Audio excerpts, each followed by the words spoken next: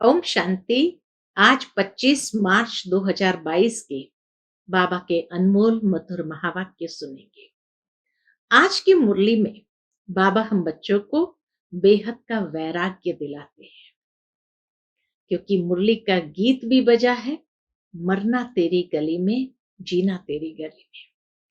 तो बाबा कहे तुम बच्चों को पहला पहला निश्चय ये होना चाहिए कि यह दुनिया अब गई की गई। ये पुरानी दुनिया बहुत छीछी दुनिया है। इस पुरानी दुनिया से कहीं भी दिल नहीं लगानी है। बाबा कहे अब तुम्हारी दिल नई दुनिया से हो। दूसरी बात जो बाबा ने कहा कि बच्चे दलाल से प्रीत नहीं लगानी है, प्रीत हमें शिव बाबा से लगानी है, जो हमें नई दुनिया का वर्षा देते हैं। तो सुनते हैं बाबा के मधुर महावाक्य। ओम शांति। मीठे बच्चे, बाप ही तुम्हारा बाप, टीचर और गुरु है। उनका जीते जी बनकर माला में पिरो जाना है। बाप ही तुम्हारा बाप, टीचर, गुरु है। उनका जीते जी बनकर माला में पिरो जाना है। आज की मुरली से प्रश्न है, तुम बच्चे किस निश्चय के आधार से पक्के ब्राह्मण बनते हो? किस निश्चय के आधार से पक्के ब्राह्मण बनते हो? उत्तर है, तुम्हें पहला निश्चय हुआ कि इन आंखों से देह सहित जो कुछ दिखाई देता है ये सब पुराना है। यह दुनिया बहुत छिछी है, यह हमारे रहने लायक नहीं है। हमको बाप से नई दुनिया का वर्षा मिलता है। यह निश्चय के आधार से तुम जीते जी इस पुरानी दुनिया और पुराने शरीर से मरकर बाप का बनते हो। तुम्हें निश्चय है कि बाप द्वारा ही विश्व की बादशाही मिलती है और कोई नहीं, एक बाप के द्वारा ही हमें विश्व की बादशाही मिलती है। आज की मुरली से पहले गीत बजा है, मरना तेरी गली में, जीना तेरी गली में। ओम शांति। यह बच्चे गीत गाते हैं। जो पत्थर बुद्धि थे वह अब गीत गाते हैं, इसलिए पारस बुद्धि बनने के लिए। एक गीत भी है कि पत्थरों ने गीत गाया। ऐसा एक दुनिया की फिल्म का गीत है, पत्थरों ने गीत गाया। बाबा कहे वह पत्थर तो गीत नहीं गाते, परंतु पत्थर बुद्धि मनुष्य गाते हैं। कितना सुंदर बाबा एक एक सेंटेंस का भी अर्थ निकाल देते हैं कि पत्थर बुद्धि मनुष्य गाते हैं। अब तुमको ईश्वरीय बुद्धि मिली है। ईश्वर ने अपने बच्चों को बुद्धि दी है। जब हम ईश्वर के बने हैं तो देह सहित हम सारी दुनिया को भूल जाते हैं, क्योंकि यह रहने लायक दुनिया नहीं है। बहुत छिछी है, इसमें बहुत खिटखिट है, गोरख धंधे हैं, कोई सुख नहीं है। इसलिए हम आपके गले में पिरो जाते हैं। बेहद का वैराग्य बाबा दिलाते हैं। बहुत खिटखिट है, छिछी दुनिया है, गोरख धंधे है, कोई सुख नहीं है। इसलिए हम आपके गले में पिरो जाते हैं। अपने को आत्मनिश्चय कर हम आपके ही बन जाते हैं। बच्चे अंदर से पक्का करते हैं कि बाबा हम आत्मनिश्चय कर आपके ही बन जाते हैं, तो पुरानी दुनिया, पुराने शरीर से दिल हट जाती है, क्योंकि जानते हैं आपसे हमको नई दुनिया का वर्षा मिलता है। सभी बच्चे जानते हैं बाबा से हमें नई दुनिया का वर्षा मिलता है। जब तक ये निश्चय नहीं तो वो ब्राह्मण बन न सके। जीते जी बाप का बनना है। निराकार बाप को ही कहा जाता है बाबा। आप हमारे बाप भी हो। बाबा कोई कहते बाबा आप हमारे बाप भी हो, शिक्षक भी हो, सतगुरु भी हो। आप हमें प्रत्यक्ष फल देने वाले भी हो। कितनी सुंदर रूहान बाप और बच्चों की बाबा ने सुनाई है कि बच्चे क्या कहते हैं, आप ही हमारे बाप भी हो, शिक्षक भी हो, सतगुरु भी हो, आप हमें प्रत्यक्ष फल देने वाले भी हो। बाप के रूप में विश्व की बादशाही का वर्षा देने वाले हो, शिक्षक के रूप में सारे ब्रह्मांड और दुनिया के आदि मध्य अंत की नॉलेज देते हो, और सतगुरु के रूप में हमें मुक्ति धाम में साथ ले जाएंगे, फिर जीवन मुक्ति में भेज देंगे। कहते भी है बच्चे, क्या कहते हैं, हे बाबा हम आपके साथ ही चलेंगे, आप ही हमारे सच्चे सतगुरु हो। वो गुरु लोग तो साथ नहीं ले जाते, उनको तो मुक्ति जीवन मुक्ति के रास्ते का भी मालूम नहीं है। बाबा कहे उनको तो मुक्ति जीवन मुक्ति के रास्ते का ही मालूम नहीं है। वह लोग तो बाप को ही क्या कह देते हैं, वह लोग तो बाप को ही सर्वव्यापी कह देते हैं। तो वर्षा कौन देगा, किसको कहेंगे ओ गॉड। बाबा कहे ओ गॉड कहते तो किसको कहते हैं। अभी तुम बच्चे जानते हो हम निराकार शिव बाबा के बने हैं। अब हमारा देह भान टूट गया है, हम आपके डायरेक्शन पर चलते हैं। आप कहते हो देह के संबंध से बुद्धि हटाए, अपने को आत्म निश्चय कर मेरे को याद करो। बाबा भी हम बच्चों को कहते हैं देह के संबंध से बुद्धि हटाए, अपने को आत्म निश्चय कर मेरे को याद करो। जब आत्मा शरीर से निकल जाती है तो आप मुए मर गई दुनिया, फिर कोई संबंध नहीं रहता। जब तक मां के गर्भ में प्रवेश न करे तब तक तुम्हारे लिए कोई दुनिया ही नहीं है। दुनिया से तुम अलग हो। अब बाप कहते बच्चे क्या करो, बाबा कहते बच्चे तुम जीते जी सब कुछ भूल मेरे बनो, मैं तुमको साथ ले जाऊंगा। यह दुनिया खत्म होने वाली है। देवताएं कब पतित दुनिया में नहीं आते हैं, लक्ष्मी का आवाहन करते हैं तो सफाई आदि बहुत करते हैं। परंतु बाबा कहे लक्ष्मी का आवाहन करेंगे तो कितनी सफाई करते चारों ओर, परंतु यह सतयुग थोड़ी है जो लक्ष्मी आवे। फिर नारायण कहां से आएगा।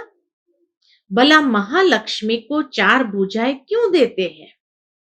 कोई ये थोड़ी समझते हैं कि यह दोनों ही है।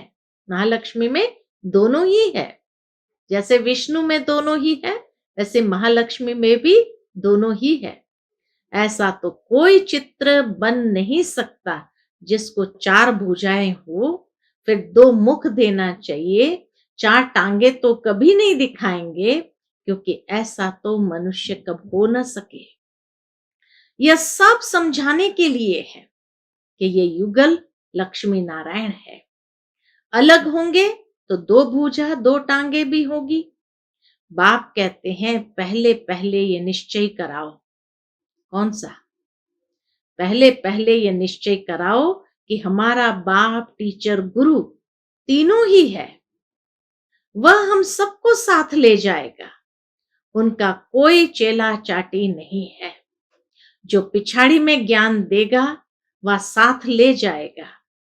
बाप समझाते हैं अब वापस जाना है क्योंकि नाटक पूरा होता है। बाप कहते हैं सबका गति सदगति दाता, पतित पावन मैं हूं। बाबा ही सबका गति सदगति दाता पतित पावन है। कालों का काल हूं। यह जम घटो आदि का साक्षात्कार होता है, क्योंकि पाप करते हैं तो सजा भी खाते हैं। बाकी जमघट आदि है नहीं। आत्मा एक शरीर छोड़ दूसरा लेती है। गर्भ में सजा मिलती है तो त्राही त्राही करते हैं। अब पहले पहले बच्चों को यही निश्चय करना है, कौन सा, कि यही हमारा बाप टीचर सतगुरु है। बाबा कहे ये पहला पहला निश्चय करना चाहिए कि यही हमारा बाप टीचर सतगुरु है और एक को ही याद करना है। रचता भी एक होता है, 10 या 100 रचता नहीं है, न कि 10 दुनियाएं हैं। बच्चे कहते हैं बाबा हम आपके गले का हार बने, फिर हमारी रुद्र माला बनेगी। इस समय तुम ब्राह्मण पुरुषार्थी हो, तुम्हारी माला नहीं बन सकती। क्यों नहीं बन सकते? क्योंकि तुम गिरते चढ़ते हो। तो बाबा कहे तुम्हारी माला नहीं बन सकती क्योंकि तुम गिरते और चढ़ते हो। तुम जानते हो हम बाबा की माला बन फिर विष्णु की माला बन जाएंगे। पहले पहले आपकी निराकारी माला परमधाम में आएंगे, फिर साकारी माला बन विष्णु लोक में आएंगे। मनुष्य इन बातों को नहीं जानते। बच्चे कहते हैं हम आपके जीते जी बने हैं, नहीं तो साकार मनुष्य साकारी मनुष्य को एडॉप्ट करते हैं। यहां तुम निराकारी आत्माओं को निराकार शिव बाबा एडॉप्ट करते हैं। ब्रह्मा द्वारा कहते हैं हे आत्माएं तुम मेरी हो। आज बाबा की मुरली ऐसे महसूस होती है जैसे डायरेक्ट बाबा हम बच्चों से पर्सनल बात कर रहे हैं। तो ब्रह्मा द्वारा कहते हैं हे आत्माएं तुम मेरी हो, ऐसे नहीं कहते हे साकार तुम मेरे हो। यहां निराकार निराकार को कहते हैं मैं आपकी हूं। आत्मा भी कहती है बाबा को मैं आपकी हूं। बाकी जो एडॉप्ट करते वह शरीर को देखते हैं, अपने को भी आत्मा नहीं समझते। भाई भाई को एडॉप्ट करे तो क्या मिलेगा? बाबा कहे भाई भाई को एडॉप्ट करे तो क्या मिलेगा? यहां तो बाप एडॉप्ट करते हैं इसलिए वर्षा देने के लिए। ये बड़ी गुह्य बातें हैं, जो अच्छी रीति पढ़ेंगे उनकी बुद्धि में यह बातें बैठेगी। निराकार बाप कहते हैं, क्या कहते हैं?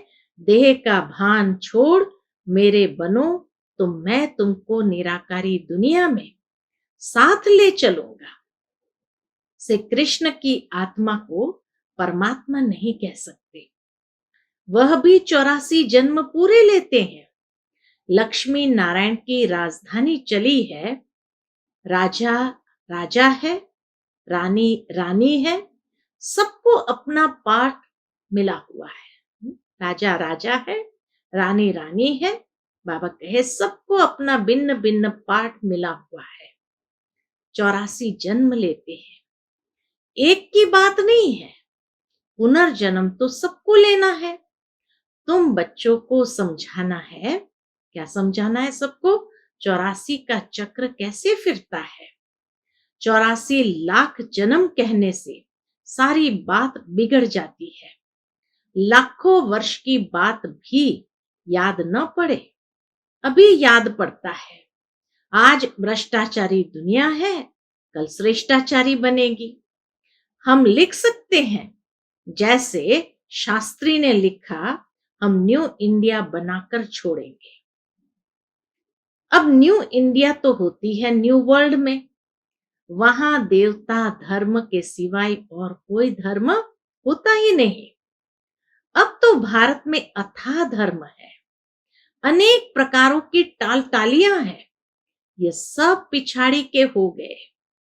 यह भी दिखाया है लक्ष्मी नारायण सो अब ब्रह्मा सरस्वती बने हैं, फिर ब्रह्मा सरस्वती सो लक्ष्मी नारायण बनेंगे। इसलिए दिखाते हैं विष्णु से ब्रह्मा निकला, ब्रह्मा से फिर विष्णु निकला। अब तुम विष्णु के कुल के बन रहे हो। बाबा कहे तुम अब विष्णु के कुल के बन रहे हो। खुशी का पारा उनको चढ़ेगा, किनको? जो अच्छी रीति समझते हैं कि बरोबर अब नाटक पूरा होने वाला है, अब हम जाएंगे अपने राज्य में। तो बाबा कहे खुशी का पारा भी उनको चढ़ेगा। नाटक कहने से क्या होता है? नाटक कहने से आदि मध्य अंत सब याद आ जाता है। तुम्हारे पास जो समझू सयाने होंगे, बाबा कहे, तुम्हारे पास जो समझू सयाने होंगे उनको बेहद के ड्रामा की याद रहेगी। पहले सूर्यवंशी चंद्रवंशी राज्य हुआ, फिर बाहर वाले आए, वैश्यवंशी शूद्रवंशी बने। हम आत्माओं ने ऐसे 84 जन्म लिए। यह भी बहुतों को याद नहीं पड़ता। ड्रामा के आदि मध्य अंत का ज्ञान होना चाहिए। यह है 5000 वर्ष का नाटक। ये बुद्धि में रहना चाहिए। आत्मा कितनी छोटी है, 84 जन्मों का पाठ बजाती है। परमात्मा भी कितना छोटा है, वह भी पाठ बजाने के लिए बांधा हुआ है, ड्रामा के वश है। संगम होगा तो उनके पाठ बजाने का टाइम इमर्ज होगा। बाबा कहे जैसे संगम युग आएगा तो उनका भी, किसका, परमात्मा का भी पाठ बजाने का टाइम इमर्ज होगा। शास्त्र में फिर लिख दिया है, भगवान को संकल्प उठा कि नई सृष्टि रचूं, परंतु लिखा ऐसे है जो कोई समझ न सके, वह सब है पास्ट की बातें। तुम तो प्रैक्टिकल पार्ट बजा रहे हो। तुम जानते हो हमारा बाप टीचर गुरु तीनों ही है। लौकिक बाप को कभी ऐसे नहीं कहेंगे, गुरु को तो गुरु ही कहेंगे। यहां तो तीनों ही एक है, 3 in 1 है। यह समझने की बातें हैं। नॉलेजफुल गॉड फादर को ही कहते हैं। उसमें सारे झाड़ की नॉलेज है। क्यों? क्योंकि चैतन्य है। बाबा कहे नॉलेजफुल गॉड फादर है, उसमें सारे झाड़ की नॉलेज है, क्योंकि चैतन्य है, आकर के सारी नॉलेज देते हैं। अब तुम बच्चे जानते हो कि हम इस देह को भी छोड़ बाबा के साथ चले जाएंगे। जब तुम कर्मातीत बन जाएंगे तब तुम्हारे में कोई भूत नहीं रहेगा। देह अभिमान का पहला नंबर भूत है। इन सब भूतों का बड़ा है रावण। सारे भूतों का बड़ा है रावण। भारत में ही रावण को जलाते हैं, परंतु रावण क्या चीज है? कोई चीज थोड़ी है, कोई जानते ही नहीं। यह दशहरा, रक्षाबंधन, दीपमाला कब से मनाते आए हैं, कुछ भी पता नहीं। आखिर ये रावण मरना है या ऐसे ही चलता रहेगा? पूछो तो सही। बाबा कहे कि रावण मरना है या ऐसे ही चलता रहेगा? कुछ पता नहीं पड़ता। रावण को जलाते हो, फिर जी उठता है। पहले जलाते हैं, फिर जो जी उठता है, फिर दूसरे साल फिर जलाते हैं। बाबा कहे क्योंकि उनका राज्य है, तो मरता कैसे? तो रावण को जलाते हो, फिर जी उठता है, क्योंकि उनका राज्य है। सतयुग में रावण होता ही नहीं, वहां योग बल से बच्चे होते हैं। जबकि योग बल से तुम विश्व के मालिक बनते हो, तो क्या योग से बच्चे पैदा नहीं हो सकते? वहां रावण ही नहीं तो भोग का भी नाम नहीं। इसलिए श्री कृष्ण को योगेश्वर कहते हैं। वह संपूर्ण निर्विकारी है।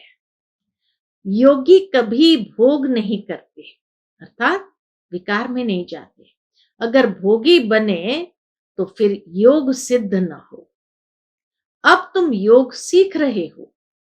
भोगी बनने से अथवा विकार में जाने से योग लग न सके। तुम बच्चों को बाप, टीचर, सतगुरु तीनों का इकट्ठा वर्षा मिलता है। सतगुरु सबको साथ ले जाते हैं। ले तो सबको जाएंगे, परंतु तुम गले का हार बनते हो। साजन सब सजनियों को ले जाएंगे। पहले साजन चलेगा, फिर सूर्यवंशी चंद्रवंशी, फिर उनका सारा जो घराना है। इस्लामियों की बारात अथवा घराना बौद्धियों का घराना, सभी आत्माओं को अपने अपने सेक्शन में जाकर बैठ जाना है। आत्मा स्टार है। ये बड़ी समझने की बातें हैं। तकदीरवान ही धारण कर औरों को भी समझाएंगे। वह फिर महिमा भी लिखते हैं। फलाने ने हमको समझाया तो हमारे कपाट खुल गए। इसने हमको जियदान दे दिया। फिर उनसे ही प्रीत हो जाती है। उनको ही याद करते रहते हैं। फिर उनसे ही छुड़ाया जाता है। बाबा को सबसे छुड़ाना होता। दलाल को थोड़ी याद किया जाता है। तो कोई भी देहधारी निमित्त बनता है ज्ञान सुनाने के लिए, लेकिन ज्ञान किसका है? शिव बाबा का है। मुरली किसकी है? शिव बाबा की है। तो शिव बाबा भूल करके अगर देहधारी को याद किया, दलाल को याद किया, तो क्या प्राप्ति होगी? दलाल ने तो दलाली की, खलास। फिर साजन को सजनी याद करती है। ब्रह्मा भी हो गया दलाल। याद उस शिव बाबा को ही करना है। ये दलाल भी उनको ही याद करते हैं। इनकी महिमा नहीं, ब्रह्मा बाबा की महिमा नहीं, तो जो सुनाने वाले हैं उनकी महिमा नहीं। यह तो पतित है। पहले इनमें प्रवेश कर इनको पावन बनाया। बाबा ने सबसे पहले ब्रह्मा में प्रवेश कर पहले नंबर इनको पावन बनाया। एक है पतित, एक है पावन। सूक्ष्म वतन में ब्रह्मा है पावन। उनकी भी शक्ल दिखानी चाहिए। समझानी तो बार बार दी जाती है, परंतु जबकि आकर बाप का बने, बाबा हम आपके हो गए, आप हमारे बाप टीचर सतगुरु हो। बाप कहेंगे मैं भी तुमको स्वीकार करता हूं। कितना प्यार से बाबा कहते हैं, मैं भी तुमको स्वीकार करता हूं, परंतु याद रखना मेरी पथ यानी मेरी इज्जत नहीं गंवाना।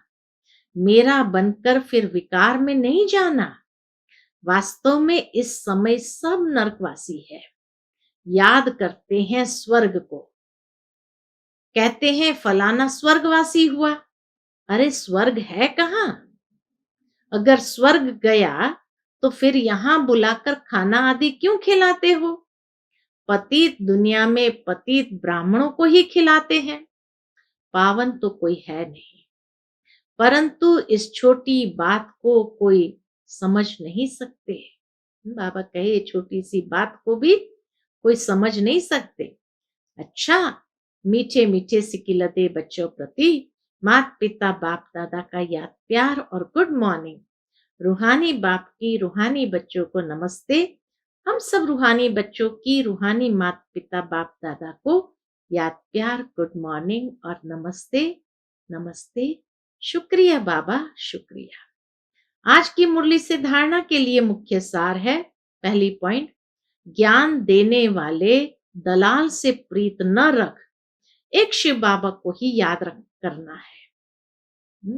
ज्ञान देने वाले दलाल से प्रीत न रख, एक शिव बाबा को ही याद करना है। वही जियदान देने वाला है। दूसरी पॉइंट, इस बेहद नाटक को बुद्धि में रख, अपार खुशी में रहना है। देह का भान छोड़ अशरीरी बनने का अभ्यास करना है। आज का बाप दादा का मधुर वरदान है, अपने भरपूर स्टॉक द्वारा खुशियों का खजाना बांटने वाले हीरो हीरोइन पाठधारी भव। अपने भरपूर स्टॉक द्वारा खुशियों का खजाना बांटने वाले हीरो हीरोइन पाठधारी भव। संगम युगी ब्राह्मण आत्माओं का कर्तव्य है सदा खुश रहना और खुशी बांटना, लेकिन इसके लिए खजाना भरपूर चाहिए। अभी जैसा नाजुक समय नजदीक आता जाएगा, वैसे अनेक आत्माएं आपसे थोड़े समय की खुशी की मांगनी करने के लिए आएगी। बाबा कहे जैसे जैसे समय नजदीक आता जाएगा, अनेक आत्माएं आपसे थोड़े समय की खुशी की मांगनी करने के लिए आएगी। तो इतनी सेवा करनी है जो कोई भी खाली हाथ नहीं जाए, इसके लिए चेहरे पर सदा खुशी के चिन्ह हो। कभी मूड ऑफ वाला, माया से हार खाने वाला, दिल शिकस्त वाला चेहरा न हो। सदा खुश रहो और खुशी बांटते चलो, तब कहेंगे हीरो हीरोइन पार्टनर। आज का स्लोगन है, एक दो की राय को रिगाड़ देना ही संगठन को एकता के सूत्र में बांधना है। एक दो की राय को रिगाड़ देना ही संगठन को एकता के सूत्र में बांधना है। अच्छा, ओम शांति।